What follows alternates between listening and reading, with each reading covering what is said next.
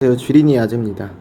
T사이언티픽 기업 신주 인수권 부사채가 나와서 이것 좀 얘기해 보려고 하고, 이 회사에 대한 얘기도 조금 해보려고 합니다. 부재가 창투사가 된 특이점, 투자사가 된 것 같은 기업의 행태, 미리 말씀드리면 별로 좋은 내용은 아닙니다. T사이언티픽이 금일 중요한 공시를 냈습니다. 신주 인수권 부사채 발행 결정. 결국엔 사채권을 발행한다, 돈을 땡겨 쓴다, 이런 얘기인 거고요. 신테카 바이오 전환 사채권 발행 결정도 냈는데 이거는 저는 긍정적으로 보고 있고, T사이언티픽은 부정적으로 보고 있습니다. 그래서 이런 부분은 좀 참고해서 예시가 될 수 있을 것 같으니까 보시면 좋을 것 같고요. 오늘 어떤 얘기 할 거냐? 신주 인수권 부사채 발행 결정, 전반적인 내용 300억 수준이다, 이런 얘기 할 거고요.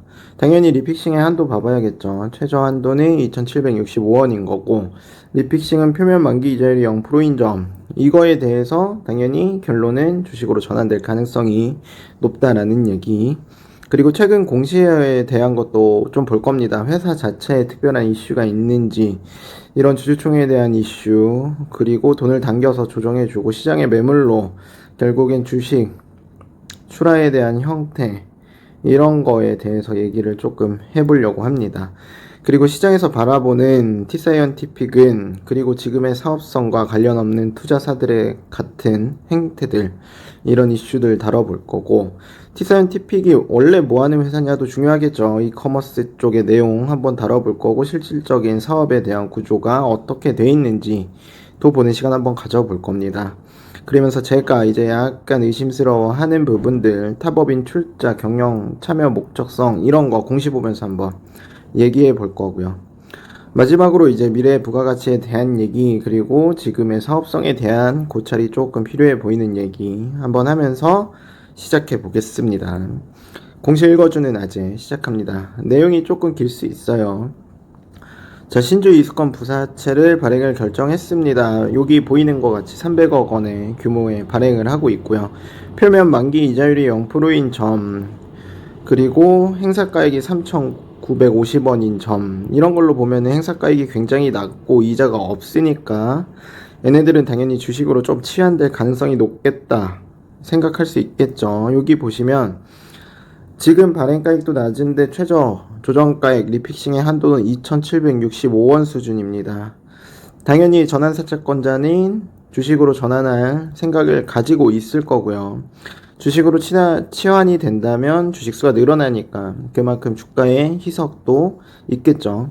최근 공시를 한번 다 다뤄볼 건데, 지금 21년 4월부터 21년 11월 25일까지 추가 상장, 그리고 전환가액에 대한 조정에 대한 이슈들 밖에 없습니다.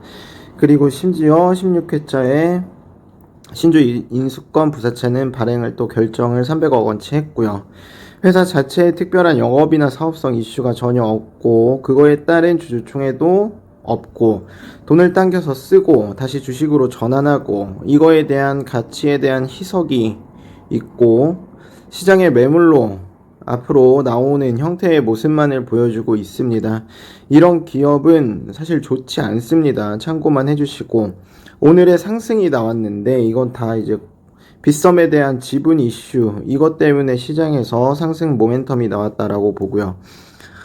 T사이언티픽이 이제 바이오 산업까지 조금 보폭을 넓힌다. 그래서 제가 이거를 기조로 이제 타법인 출자, 이것도 갖고 와서 볼 겁니다. 출자 현황에 대해서. 바이오까지 이제 사업을 할 거면 당연히 메디프론에 대한 투자가 확대가 됐었겠죠. 지금은 주가의 상승은 그냥 시장의 테마 형성에 따른 상승이다, 수급의 땡김이다, 그리고 신주 인수권 부사채 이거에 대한 조정을 했으니까 당연히 주식으로 치환하기 전 가격 상승이 나와야 얘네들이 팔고 나가기가 쉽겠죠. 이런 부분을 같이 고려해서 상승이 나왔다 라고 보시면 되고요. 이 회사의 사업의 계율을 보면 이커머스에 대한 사업을 영위하고 있습니다. 모바일 쿠폰 사업을 진행하고 있고, 모바일 커머스 산업, 이 부분에 대한 게 B2B, B2C 두 개의 모델 둘 다 하고 있는 거고요. 이 사업의 매출 및 수주 상황을 보면 단위가 1,000원이죠. 그러면은 77억 원 수준의 매출에 그치지 않는다.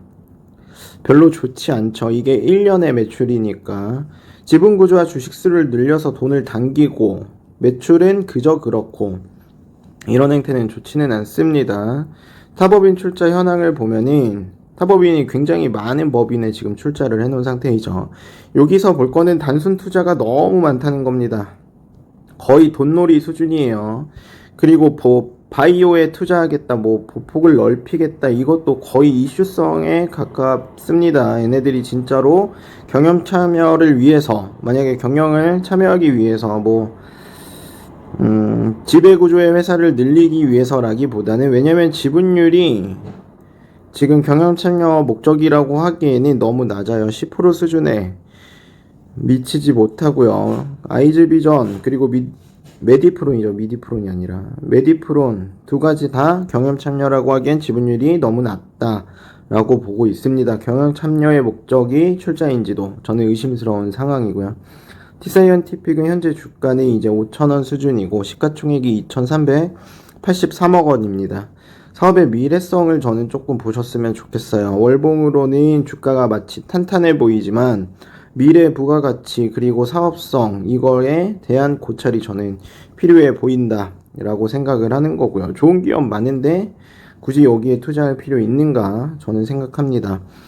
미래 부가가치를 창출하려고 노력하는 회사인가, 단편적인 모습만 봐도 저는 아니다 라고 생각하고요. 결국에 돈놀이를 하는, 마치 인베스트먼트 같은, 인베스트먼트가 좋지 않다는 거는 아니에요. 하지만 얘네들의 사업의 목적성은 이런 게 아니죠. 얘네는 투자사가 아닙니다. 그리고 얘네들은 창투사도 아닙니다. 얘네들이 투자 활동 그리고 창투 활동을 하지 않으면 안 되는 거는 아니죠.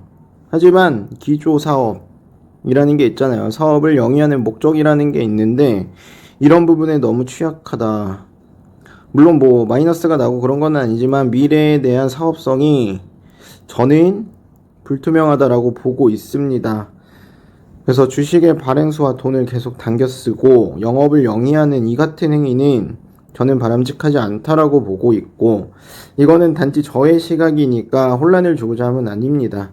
이 회사의 주주분들이 너무 심상치 마시고 회사를 다시 조금 돌아보면서 이 회사를 롱런으로 가지고 갈 수 있는 롱런 포지션이 되는 회사인지, 단기 이슈에 따른 숏 포지션만 가져갈 회사인지, 이런 부분은 생각을 해보시라는 관점에서 이 영상을 찍는 겁니다.